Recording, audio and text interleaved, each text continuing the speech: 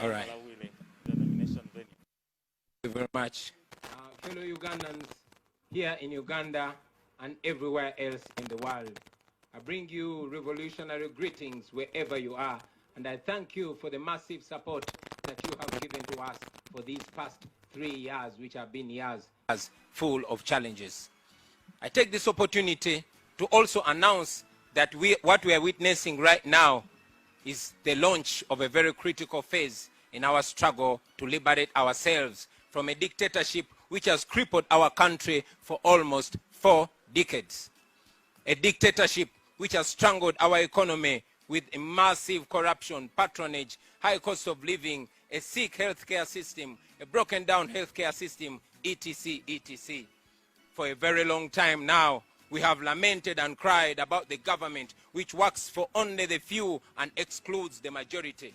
Well, today, we close the book of lamentation and open the book of Acts.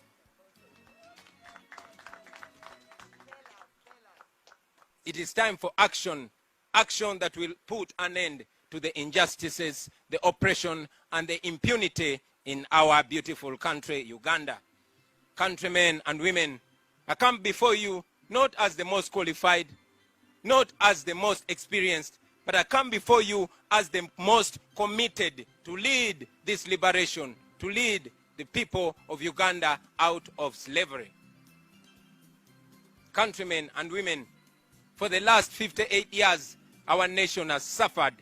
So many problems have befallen our nation, but key among them has been dictatorships. Each one trying so much to outdo the one before it in violence, in looting, and in plunder. We have not witnessed a peaceful transfer of power from one leader to another since our country became independent in 1962. Unfortunately, friends, 15 years ago, when we had the chance to witness the first peaceful transition of power, 15 years ago, President Museveni, through greed, he denied our nation an opportunity of experiencing a peaceful transition of power from one leader to another, from one generation to another. And as if that was not evil enough, only 3 years ago, this greed caused him to act in the most shameful manner and remove the last safeguard in form of age limit from our constitution. Like Idi Amin, Museveni declared himself president for life in our country, Uganda. Well, little did he know that God will one day raise a generation that will not take that. Little did he know that God will raise unexpected people from unexpected places. So, to you, Mr. Museveni, since you have failed to control your greed and lust for power, our generation is determined to save you from yourself and stop your 35-year-old dictatorship. The liberation and socio-economic transformation of our country cannot be achieved unless we first remove the big obstacle, and that is Museveni, who has undermined all institutions of state and instead institutionalized corruption in Uganda. And of course, he has institutionalized human rights violations. Fellow Ugandans, I'm offering myself as a candidate of the highest office in this land, as a representative of the oppressed Ugandans. My background is well known to you, all of you, born hustling and born to hustling parents, raised in the ghettos of Kamocha, but fortunate enough to raise on top courtesy of my talent and hard work. It is now this background that has enabled me to understand the struggles of the common Ugandans. 35 years ago, Museveni started feeding off taxpayers' money and living in absolute abundance. Him and his cronies are completely detached from the common person, and no wonder they mock our people, because they've impoverished them, battered them, and suppressed them. And that is why in this election, I am representing the weak, I am representing the poor, I am representing the downtrodden, I am representing those that have been excluded from a system which works only for a few, and of course, sitting and stepping on the necks of the many. I am representing the overtaxed business people. I'm representing the parents that have sold all their land to take their children to school, and now their children cannot find jobs. I am representing the border riders who are persecuted every day after being made to pay large sums of money. I am representing those wives and mothers that cannot afford maternal health. I am representing the business person who borrows money at high rates and cannot figure out how to pay it. I'm representing the local suppliers who were kicked out of government tenders simply because they don't know anybody in government.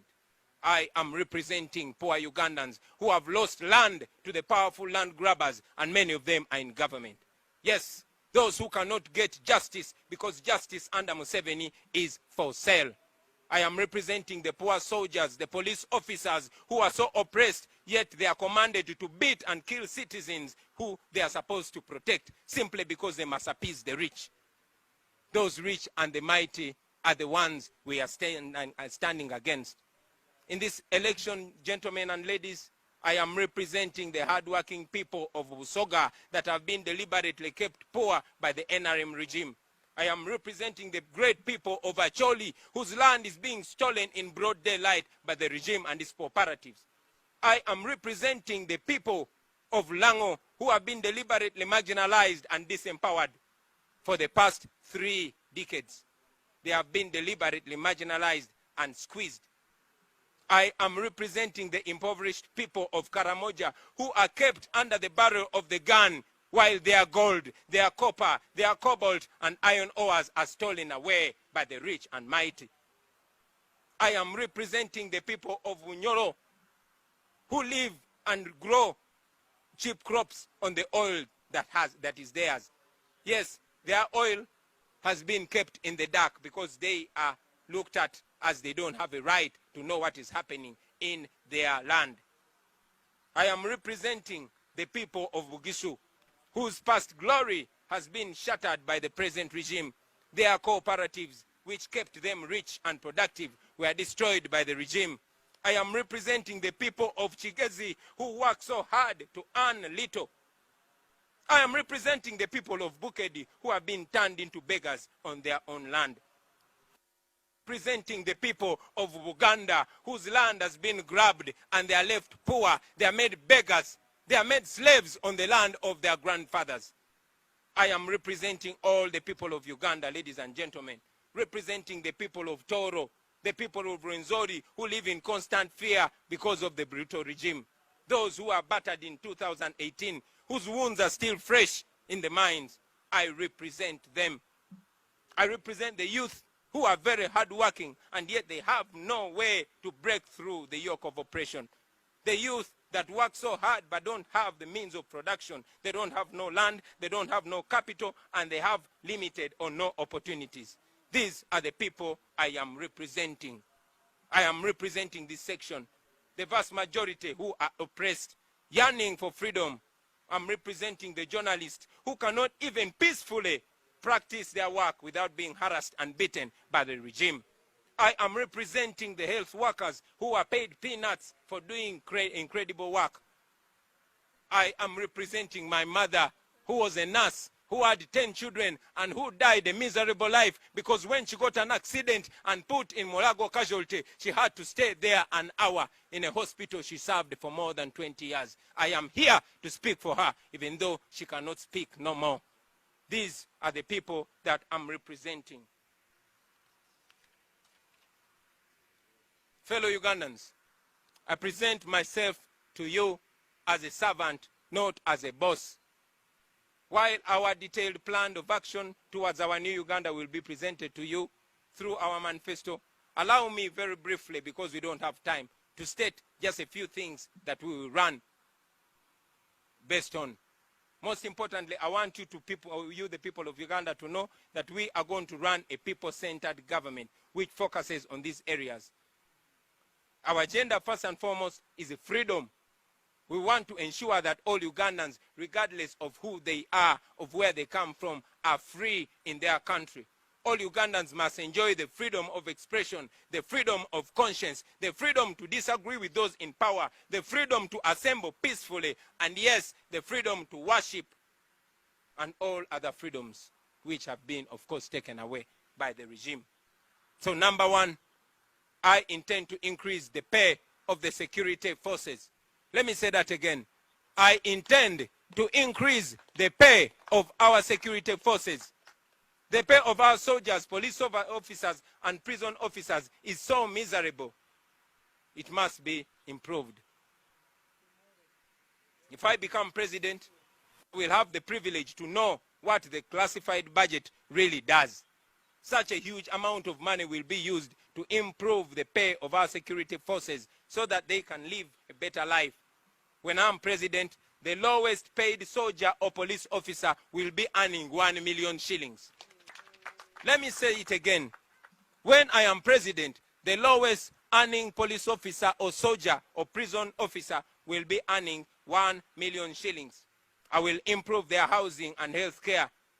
Low-ranking and middle-ranking officers must be entitled to free quality health care as the high-ranking officers.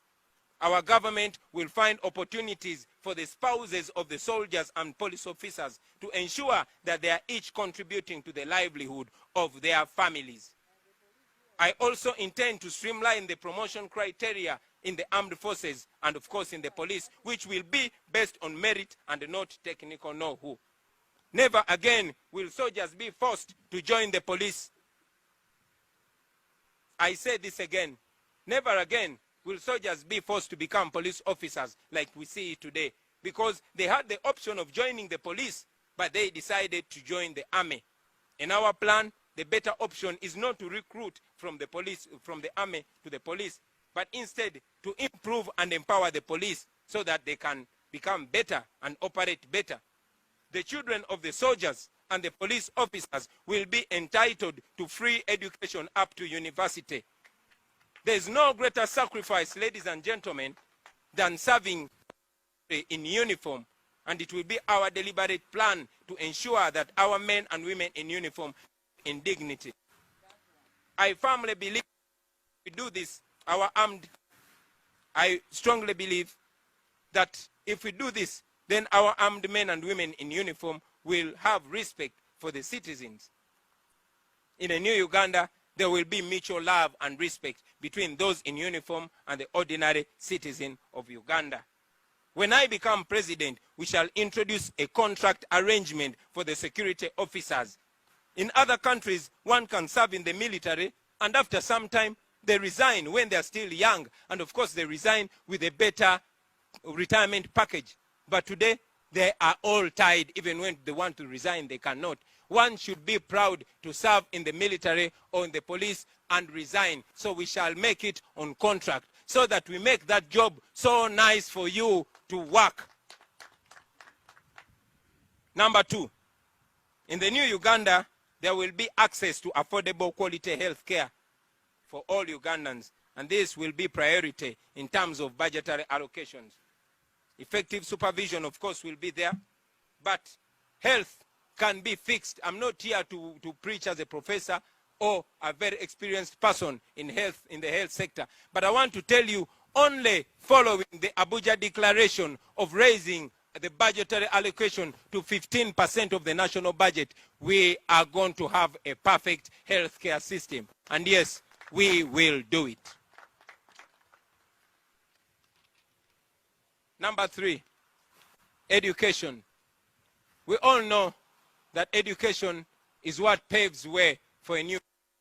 Maybe if I did not get the rare opportunity to education, I would still be in. But now that I'm here, it has to work for everybody. It has to be transformation for every ghetto youth. I've told you before about our education, and I will emphasize that we'll have the 4 A's that we'll focus on in our education. And empower the academics, we will arts, we will empower the athletics, and of course, we shall empower agriculture. We shall deal with unemployment, and of course have a whole lot of job creation. I might not have elucidated on that, but I can guarantee you that by 2025, we have created 1 million jobs. And I sign because I will be president. Number 5, agriculture. Well, agriculture remains the backbone of our economy. And even if it is being disrespected and given no attention, our government intends to zone this country and ensure that each zone has a cash crop and a food crop. Friends, this is not rocket science. It is not going to begin with my presidency. It has been done before. It is a question of working it up. When I was growing up, every region of this country had a cash crop and a food crop. We don't have that anymore. Why? Because the regime has different priorities, among which, or number one of which, is retaining power.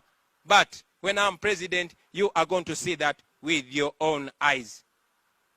And yes, we shall ensure access to proper input and promote good agricultural practices and, of course, value addition. We shall revamp coffee production, because when I was growing up, coffee production is what put us on the world map. I can guarantee you that our government will ensure that by 2025, Uganda exports 50 million bags of coffee. 50 million. And I sign because I will be president. Science and technology. I cannot talk so much about this, friends. Many of you are members of my generation, and you know how this is going to revamp our country. Our government will focus on promotion of science and technology as a catalyst for economic growth and development. This is going to be done through allocation of funds to schools that are specifically majoring in that. And of course, we shall establish innovation hubs in every sub-region of Uganda. Our school-going children should receive world-class ICT, because I believe that we Ugandans, we are first world brains stuck in a third world country.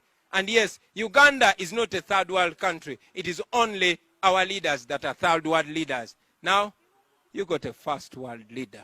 Let's go for that. Number 7, access to water and electricity. Friends, the vast majority of Ugandans have no access to clean water. But our government is going to ensure that every household in Uganda has access to clean water. In terms of power supply, we shall ensure that more households are connected to the power grid. However, we shall also pursue a deliberate policy of ensuring that households in rural areas have access to solar power. This can be done, and this will be done. Fellow Ugandans, there are many other things that we plan to do for this nation, some of which are put in our manifesto. This regime has destroyed many, many dreams of Ugandans. But today, I want to say to you, please dare to dream again. Please dare to hope again. Friends, dare to believe again. Our nation has been reduced into a laughingstock among nations. But once again, we shall rise to be the true pearl of Africa that we have been known for. Nothing can defeat people united, especially if we are united by conviction. A people united can never be defeated. A people united can never be defeated. A people united can never be defeated. A people united can never be defeated. Yes, and also I want you to know that nothing can stop an idea whose time has come. Our story as NUP and as People Power, and also my individual story, friends, is a story of commitment, resilience, and never giving up. It is an example that challenges only strengthen the prepared. Let us come together under the umbrella of a new Uganda. And yes, march together, all of us, men and women, young and old, rich and poor, towards that new Uganda. As I conclude, I want you to know that we are aware that Museveni prides himself in his record of rigging elections. And of course, that the Electoral Commission has always been helping him in achieving that. Well, today, let me send a message to him and Mr. Byabakama. Just like I've just told him in his face, I will tell him again publicly that it is in your best interest not to mess with the people of Uganda. I say this again, Mr. Museveni and Mr. Byabakama, it is in your best interest not to mess with the people of Uganda. Because if you do so, you know the cost will be high.